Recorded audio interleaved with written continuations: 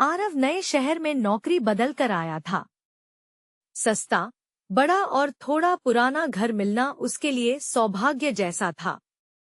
मकान मालिक ने सिर्फ एक बात कही थी, ऊपर वाली अटारी बंद ही रहने देना। उसने इसे किसी पुराने घर की सामान्य सलाह समझकर नजरअंदाज कर दिया। पहली ही रात ऊपर से धीमी, बहुत धीमी खरोंचने की आवाज आई, जैसे कोई लंबी उंगलियों वाला प्राणी लकड़ी पर नाखून घसीट रहा हो। आरव ने सोचा कि शायद चूहे होंगे, पर दूसरी रात आवाजों के साथ मंत्रों जैसी फुसफुसाहट भी आने लगी, जो किसी पुरानी, टूटी भाषा में थी।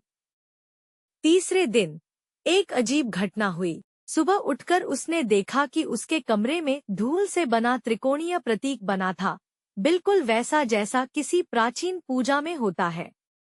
आरव साफ करता, लेकिन अगली सुबह फिर वही बना हुआ मिलता।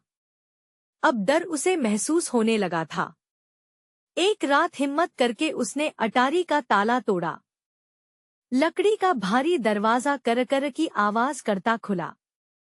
भीतर अंधेरा, पर इतना ठंडा कि उसकी सांसें धुंध बन रही थी। मोबाइल की फ्लैशलाइट जलाकर उसने अंदर झांका। अटारी के बीचों बीच एक पत्थर की मूर्ति थी, मानव जैसी, पर चेहरा लंबा और आंखें बेहद गहरी, जिस पर लाल सूखे रंग से लिखा था, इसे मत जगाना। मूर्ति के सामने छोटे छोटे कटोरों में सूख चुका खून था। दीवारों पर और त्रिकोणीय चिन्ह उसी तरह के जैसे उसके कमरे में बन जाते थे। जैसे ही आरव ने और करीब कदम बढ़ाया, अटारी में हवा कांपने लगी। फिर एक फुसफुसाहट, तुमने मुझे देखा, तो अब मुझे भोजन दो। आरव का दिल तेजी से धड़कने लगा। वह पीछे हटने की कोशिश करने लगा, पर अटारी का दरवाजा अपने आप बंद हो गया। सामने मूर्ति की आंखों में लाल चमक आ चुकी थी।